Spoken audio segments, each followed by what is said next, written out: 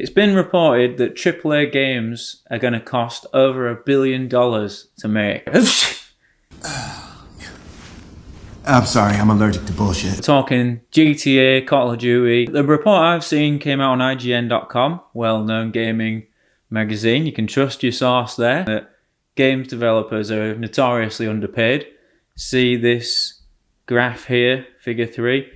Top issue, low pay. Half the cost, according to this report by CMA. I don't actually know. What is CMA?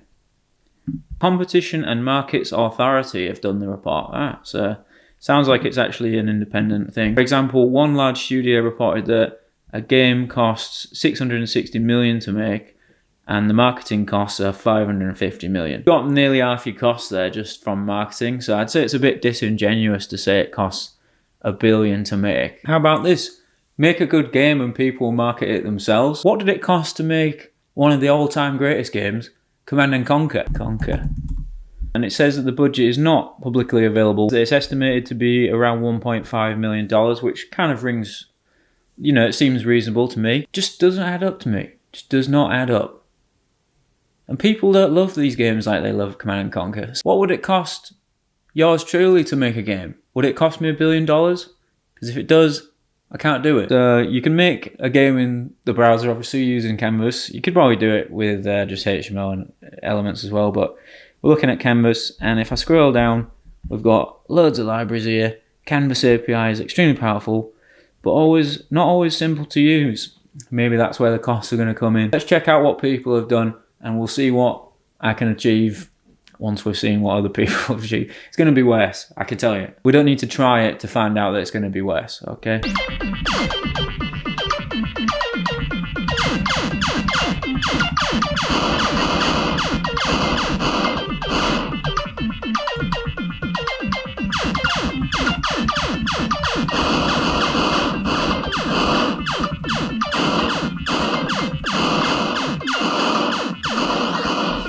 Well, that was awesome.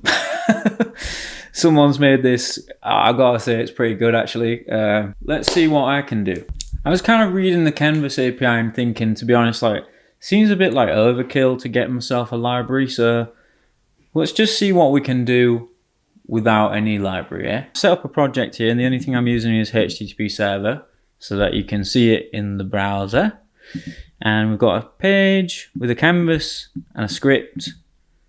And currently in my script, all I'm doing is getting the canvas, drawing this background. You've got a render frame, and then we've got game, and then it initializes. It sets the size, the width and height of the game just so that it's a bit responsive. Okay, so zooming on in the development life cycle, we've probably spent about 100 million at this point, and what we've got now is we're drawing the character. So I've never used Canvas before. This might not be best practice, should say. The character is a new image. It's an asset. On load, it has to do this bit, otherwise it errors. Otherwise, it just draws the image. I've got character position here, and I've got my variable there, so it only draws it the one time. Doesn't need to request it again. Draws it, he kind of runs across the screen, so it has to draw him back at the start if he gets past the width of the game. And what we're actually doing to make things move now, whereas we were just drawing one frame, we render the frame when it initially calls, but then it also requests a new frame. When the browser's ready to draw again, it draws a new frame. So it keeps doing it. And you can see the result here is Charmander. It's running across the screen. We've got some major copyright issues incoming. What's the next thing we need to do?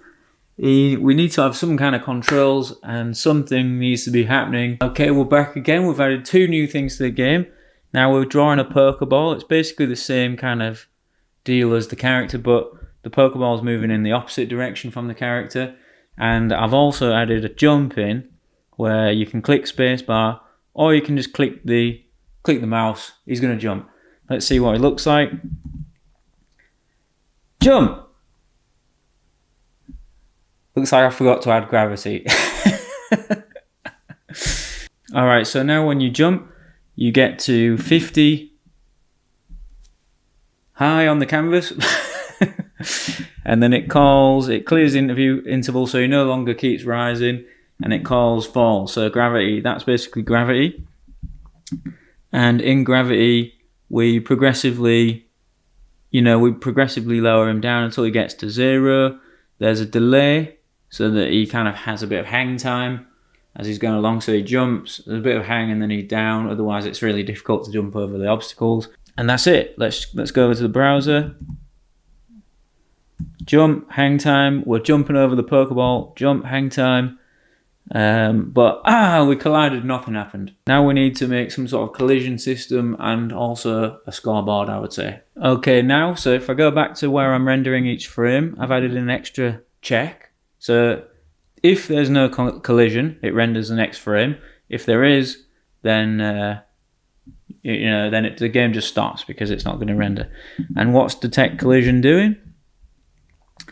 Some fancy mathematics works out what the position of the ball is and Charmander, and is there any overlap in vertical or horizontal. Make it a bit easier. You can pass slightly through.